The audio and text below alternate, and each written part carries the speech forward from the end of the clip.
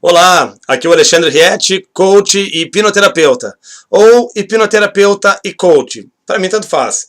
O fato é que as pessoas me procuram atualmente quando elas querem mudar um comportamento em si mesmas e não conseguem a nível consciente. Ou seja, por mais força de vontade que elas utilizem para fazer essa mudança de comportamento, elas sabem que precisam mudar, elas sabem que esse comportamento está gerando alguns resultados indesejados na vida delas, mas elas não conseguem mudar.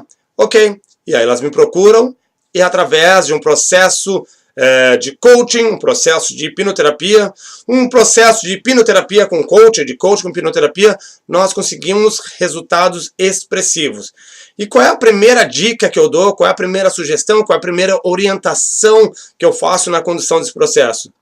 É que eu e o cliente, identificamos nesse padrão de comportamento o que há de positivo nele.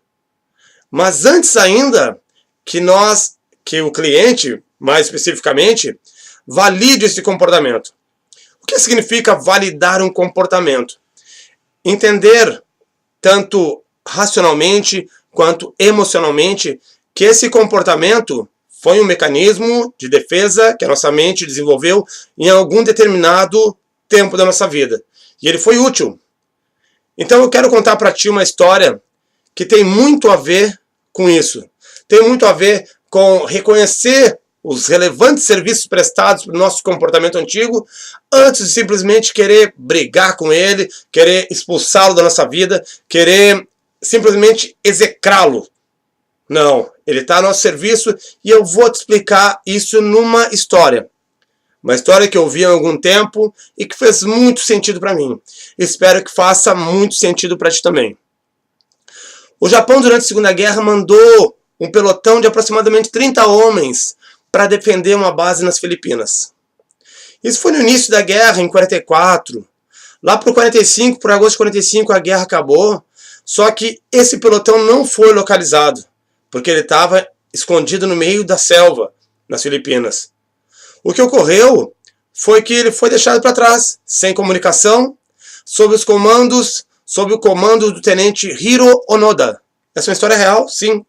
O tenente Hiro Onoda, com seus homens, permaneceu na floresta, nas Filipinas, durante expressivos 29 anos, acreditando que a guerra ainda estava acontecendo.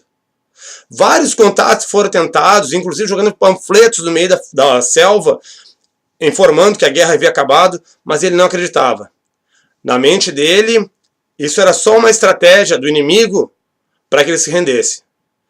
29 anos depois, um repórter, que era neutro, fez contato com Hiro Onoda. Ele já se encontrava sozinho. Todo o seu pelotão já havia sido morto, seja por autoridades locais, por policiais, por moradores, em confronto. Porque todas as pessoas que se aproximavam do local onde eles se encontravam eram consideradas inimigos.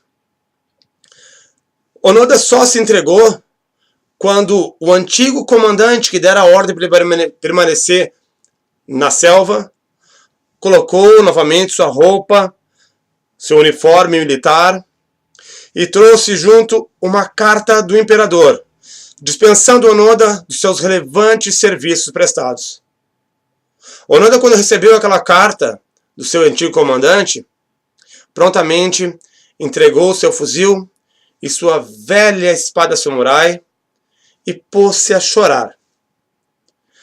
Logo em seguida ele foi conduzido para Tóquio, onde foi recebido com honras militares, recebido como herói, o povo japonês grato pela sua lealdade. O próprio presidente das Filipinas perdoou todos os crimes cometidos pelo pelotão e pelo próprio Hiro Onoda. Onoda voltou para o Japão como herói. E acabou, por curiosidade, um ano depois, vindo morar aqui no Brasil. Comprou uma fazenda em Mato Grosso e ele veio a falecer ano passado. Esse ano, com 91 anos. É uma história que para mim faz muito sentido, me comove muito perceber a bravura de um homem, a lealdade de um homem a um ideal, a uma ordem. E não é que isso acontece também com os nossos comportamentos? Os nossos comportamentos são esses soldados que foram designados para nos proteger em uma determinada fase da nossa vida e continuam acreditando que aquela guerra ainda existe. Tudo que se aproxima de semelhante àquele fato que aconteceu na nossa vida, eles se manifestam para nos proteger. Então, espero que você tenha entendido, ou que tenha feito sentido, essa história que eu contei do Hiro Onoda, em relação aos nossos comportamentos que hoje são inadequados. E a abordagem, digamos assim, o tipo de abordagem mais efetiva para que haja conciliação, para que toda essa energia desse comportamento seja reaproveitada, seja que nós possamos trazer essa nossa parte para nos auxiliar nessa nova empreitada de aprender, desenvolver novas habilidades, novos recursos, novos comportamentos, para que nós tenhamos uma vida mais produtiva e mais feliz. Fez sentido para ti? Isso, beleza.